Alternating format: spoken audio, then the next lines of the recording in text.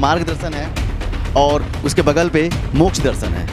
सरकार ने दोनों को सम्मिलित कर लिया है। समझिए कि किस तरह से अगर यहाँ से बच्चियाँ निकलती हैं, यहाँ से महिलाएं निकलती हैं, छोटे छोटे बच्चे निकलते हैं, तो उनके मन पे क्या प्रभाव होता होगा। देखिए शर्माइए मत, आप लोग को कहीं ना कहीं अगर यहाँ से निकलते हैं तो मुझे लगता है कि आप लोग को बुरा लगता होगा। यहाँ से आपको लगता होगा कि हम यहाँ पर बैठे हैं और ऐसे लोग यहाँ पर से आते हैं, गंदे कमेंट्स करते होंगे, ये बिल्कुल आपको झेलना पड़ता होगा। फर्स्ट में एडमिशन हुआ था तो मेरे मम्मी पापा डरते थे कि अकेले लड़की कैसे जाएगी। क्या वो नहीं जानते हैं कि यहाँ पर लड़कियाँ पढ़ती हैं? क्या वो नहीं जानते हैं कि यहाँ पर बच्चे पढ़ते हैं? इसके बावजूद भी यहाँ के नेता, यहाँ का प्रशासन और यहाँ का सिस्टम इस तरह का ढुलमुल रवैया अपनाया हुआ है। जो लोग हैं वो भी नहीं जग रहे हैं, उनको जगना चाहिए, क्योंकि उनके बच्चे यहाँ पर आते हैं, उनके घर की बच्चियाँ यहाँ पर पढ़ने आती हैं। अगर बीजेपी बुलाएगी तो दौड़ के चले जाएंगे, कांग्रेस बुलाएगी दौड़ के चले जाएंगे, लेकिन जब उनके बच्चों की बात आती है, उनके घर की बात आती है, तो भी ऐसे नेता और ऐसे नेताओं के पीछे घूमने वाले लोग हैं, वो इनके लिए आंदोलन कभी नहीं करते हैं।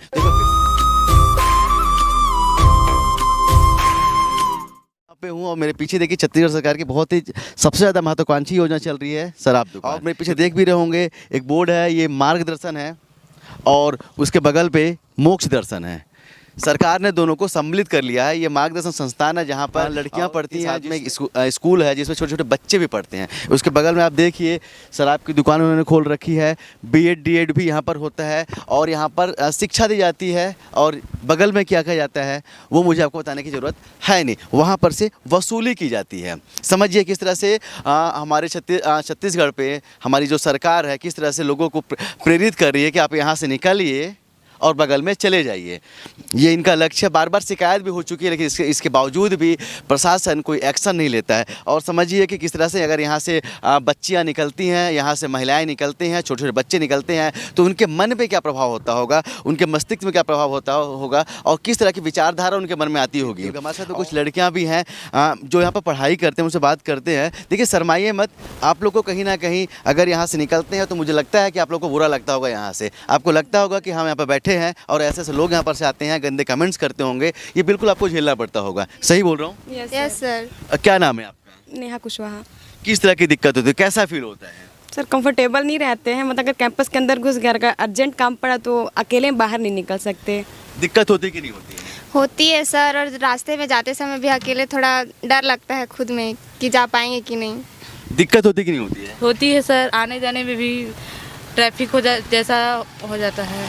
अच्छा लगता है जब माँ बाप यहाँ पर देखते होंगे कि ऐसे संस्थान पे, एक बगल में संस्थान है, इसके बगल और बगल में शराब दुकान है, माँ बाप को कैसा फील होता है, आप लोग को कैसा लगता है? सर अच्छा नहीं लगता। जब मेरा फर्स्ट में एडमिशन हुआ था तो मेरे मम्मी पापा डरते थे कि अकेले लड़की कैसे जाएगी करके, तो ये शराब दुकान है के तैयार नहीं थे हमको, बट बाद में जब देखे कि मतलब अंदर कैंपस के जाने के बाद बाहर नहीं निकाला जाता है तो फिर कंफर्टेबल हुए, लेकिन उतना ज़्यादा अभी भी कंफर्टेबल नहीं है।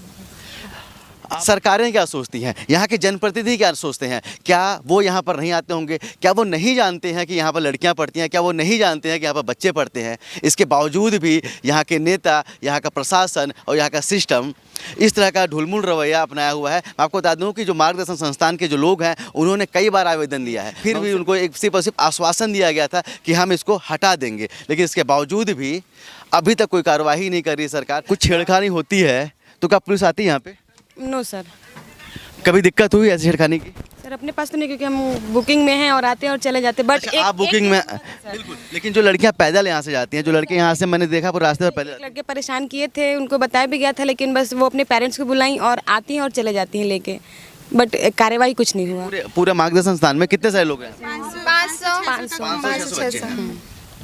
तो आप समझिए कि 500 से 600 बच्चियां यहाँ पे पढ़ती हैं।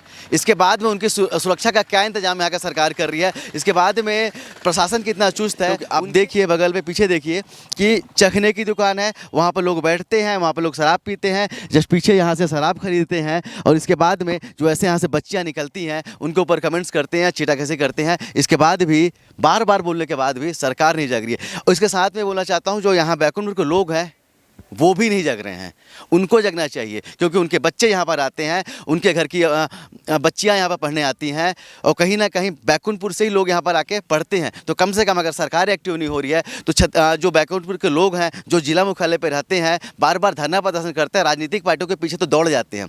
अगर बीजेपी बुलाएगी तो दौड़ के चले जाएंगे, कांग्रेस बुलाएगी दौड़ के चले जाएंगे, लेकिन जब उनके बच्चों की बात आती है, उनके घर की बात आती है, तो भी ऐसे नेता और ऐसे नेताओं के पीछे घूमने वाले लोग हैं, वो इनके लिए आंदोलन पालन कभी नहीं करते हैं। तो एक बार फिर से मेरी गुहार है बैकुंठपुर वासियों से कि अगर नेता नहीं जगता है तो आप जगिए और कम से कम अपने बच्चों के लिए और अपने बच्चों के भविष्य के लिए एक बार आवाज़ उठाइए। शायद आपके आवाज़ उठाने से प्रशासन जग जाए, आपको आवाज़ उठाने से जो यहाँ के जो नेता हैं वो जग जाएँ और ये जो शराब दुकान है उसको यहाँ से हटाने की कोशिश करें, एक प्रयास करें।